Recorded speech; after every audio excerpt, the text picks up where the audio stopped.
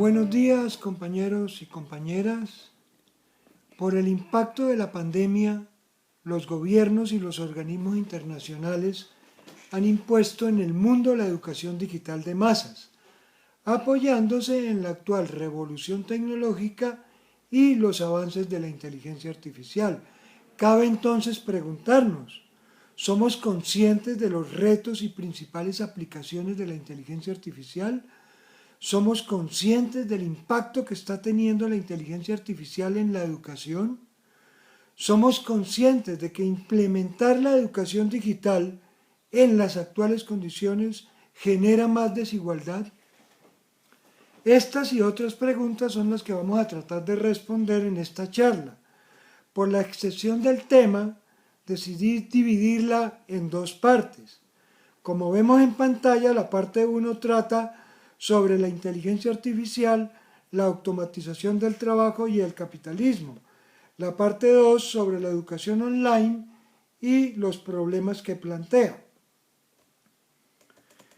En Colombia y en América Latina, para diciembre del año pasado, la inteligencia artificial aparecía como algo muy lejano, pero con la pandemia lo invisible se hizo visible y hemos visto cómo la inteligencia artificial y la actual revolución tecnológica hacen posible la educación online o digital. Pero también se hizo visible la desigualdad. Nos mostró que existe una gran cantidad de estudiantes que no tienen en sus casas un móvil o acceso a Internet. Según la UNICEF, en América Latina nos encontramos por encima del promedio mundial, con un 95% de estudiantes confinados en sus casas.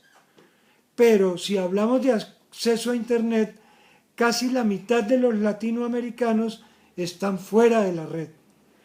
En Colombia, solo 9 de cada 100 estudiantes en el sector rural cuentan o tienen un computador.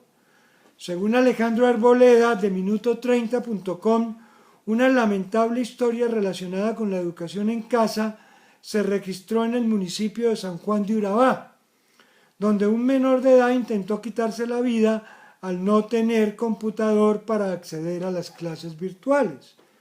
En las familias de trabajadores con 4 o más hijos, los papás se ven obligados a alquilar celulares con otros vecinos para que sus hijos puedan cumplir con sus tareas. Esta situación no es responsabilidad de la ciencia o la inteligencia artificial, sino de las políticas educativas de un sistema económico que no coloca en el centro a las niñas y los niños. Los avances tecnológicos de las últimas 2 décadas han producido fuertes cambios. Antes de mostrar cuál es la tendencia, veamos algunos ejemplos. La foto en pantalla. ¿Recuerdan esa foto? Para muchos fue la foto más importante e impactante del año 2019. Es la foto de un agujero negro. Prado Martín, de la Universidad Complutense de Madrid, afirma que es una imagen emocionante, el ejemplo perfecto de cómo, gracias a la colaboración científica, somos capaces de intuir lo inobservable. Cathy Bowman es la investigadora que tiene el honor de ser la creadora del algoritmo de inteligencia artificial que ha servido para obtener la fotografía real de un agujero negro. Vemos en pantalla el robot médico, fue hecho en China. Después de entrenarlo y educarlo, presentó los exámenes de graduación en medicina en China. Los superó con éxito y en 2018 inició el año de práctica en un hospital. Enseguida vemos al robot Albert Einstein. Es un intento por simular un profesor experto en matemáticas. Sobre este caso volveremos en la próxima charla. También en pantalla vemos los meseros. No es el futuro, es el presente. No es una foto sacada de una película de ciencia ficción. Incluso ya se dieron las primeras luchas o huelgas contra los robots. Es el caso del Reino Unido y los meseros y cocineros de Las Vegas en Estados Unidos. Pero, como vemos, la inteligencia artificial está dejando huella en todos los sectores. Está cambiando la medicina, la educación, la agricultura, la forma de los negocios, etc. En pantalla vemos algunos de los sectores que está cambiando. Por tiempo voy a comentar solo sobre algunas de estas tendencias. En primer lugar, la inteligencia artificial se consolidó en el mundo de los negocios y el empresarial. Hoy ha pasado a ocupar el centro de la relación empresa-cliente. Las empresas tecnológicas están utilizando la inteligencia artificial para hacer algoritmos que pueden predecir nuestro comportamiento y modificarlo. Fue Google el primero en diseñar estos algoritmos. El asunto es que en cada instante el usuario de Internet, el cliente, el enfermo en una clínica, el alumno y el profesor que hacen su clase virtual, yo cuando grabo esta charla, estamos generando todo tipo de información. Esos datos se pueden analizar, encontrar patrones y usar para predecir comportamientos y modificarlos. Esta situación la describe muy bien Shoshana Zuboff en su libro La era del capitalismo de la vigilancia, donde afirma que con la privacidad somos como los indios de América al llegar los españoles, no sabemos lo que se nos viene encima. Nuestras experiencias entonces se convierten en materia prima, que permite crear datos y predecir nuestro comportamiento. En ese sentido, Zuboff afirma que todos esos datos entran por una cadena de producción en un nuevo tipo de fábrica computacional. ¿Y qué fabrican? Productos. ¿Qué productos? Predicciones del comportamiento de los usuarios con el único propósito del beneficio económico. Invaden nuestras vidas, nos siguen y registran nuestros datos. Hay otros sectores donde también está impactando la inteligencia artificial. Son los asistentes virtuales, pero sobre ese punto volveremos en la próxima charla. Quiero destacar el impacto que está teniendo la inteligencia artificial en salud. Hoy tenemos algoritmos o aplicaciones para identificar las manchas en la piel. Por otro lado, la Universidad de Stanford creó un algoritmo que detecta las enfermedades pulmonares. Podemos preguntarnos, ¿qué va a pasar con los radiólogos y con los dermatólogos? ¿Desaparecerán o su campo se va a transformar? En Italia desarrollaron un algoritmo para diagnosticar el Alzheimer. La supercomputadora de Watson de IBM se está usando para diagnósticos en hospitales de Estados Unidos. Además, se están dando muchos inventos en medicina. El robot cirujano, los mini robots, los sensores en el reloj o en la ropa, los chips insertados en la piel, la impresora en 3 dimensiones que sirve para hacer copias de órganos. La inteligencia artificial también se hizo presente en la pandemia. Podemos preguntarnos, ¿ha tenido la inteligencia artificial alguna intervención en la actual pandemia? Pues sí, al punto de que fue un algoritmo de inteligencia artificial el primero en alertar al mundo sobre la infección. El 31 de diciembre del año pasado, una startup canadiense, es decir, una empresa emergente tecnológica llamada Blue Dove, dedicada a la vigilancia automática de enfermedades, emitió un aviso a sus clientes para que evitasen la región de Wuhan y vaticinó a qué ciudades podía extenderse de manera inminente el virus. La Organización Mundial de la Salud solo informó de la infección en Wuhan 9 días después de que lo hizo el algoritmo inteligente. Pero desafortunadamente también la inteligencia artificial está dejando unas huellas negativas. ¿En dónde? En el sector de las armas, en la guerra. La inteligencia artificial ha desatado una carrera armamentista. ¿Y cuál es el premio? Pues la inteligencia artificial.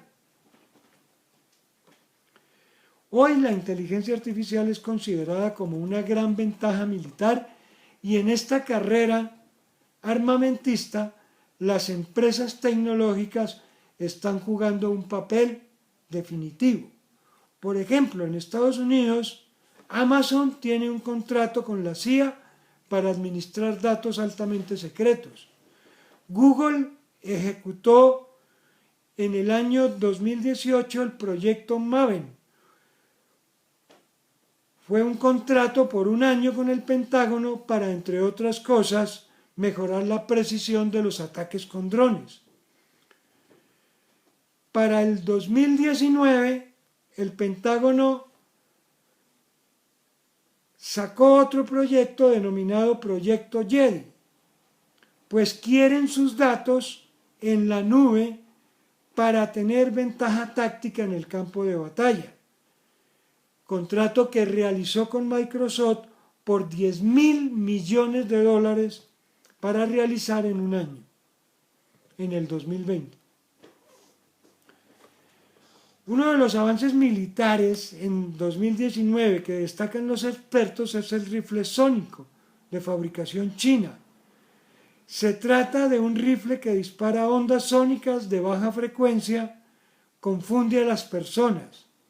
Este tipo de sonido puede causar dolor de cabeza, vómito, afirma el país de España en la revista Retina.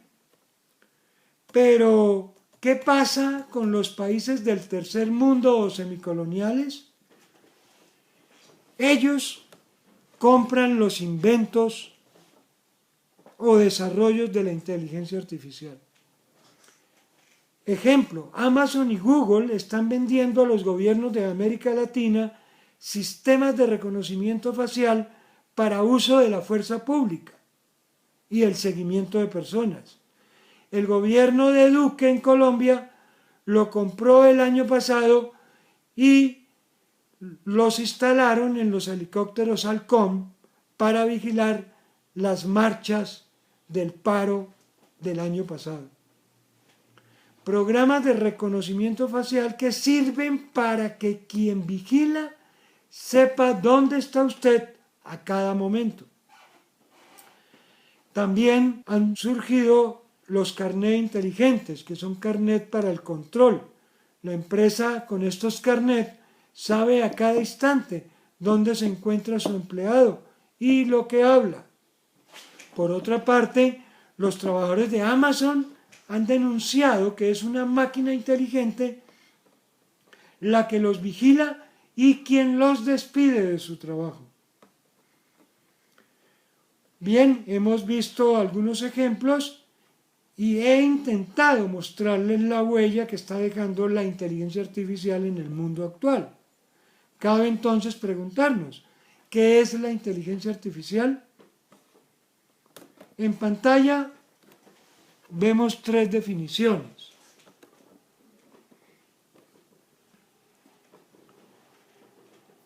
No existe una definición aceptada por todos los expertos de lo que significa la inteligencia artificial. La inteligencia artificial es una ciencia nueva, cambiante y experimental. Ahora, si simplificamos las definiciones anteriores, podemos decir que la inteligencia artificial es la capacidad de que las máquinas piensen y razonen por su cuenta. La inteligencia artificial hace posible que las máquinas aprendan y realicen tareas que hacemos los humanos. Es decir, la inteligencia artificial nos dice que podemos construir computadores inteligentes. La inteligencia artificial es un vasto campo de estudio que incluye muchas teorías, métodos y tecnologías. Pero la inteligencia artificial no está sola. La acompañan otras tecnologías emergentes como la robótica, la nanotecnología, la biotecnología, la impresora en 3 dimensiones. Su fuerza es tal que han abierto una nueva revolución tecnológica.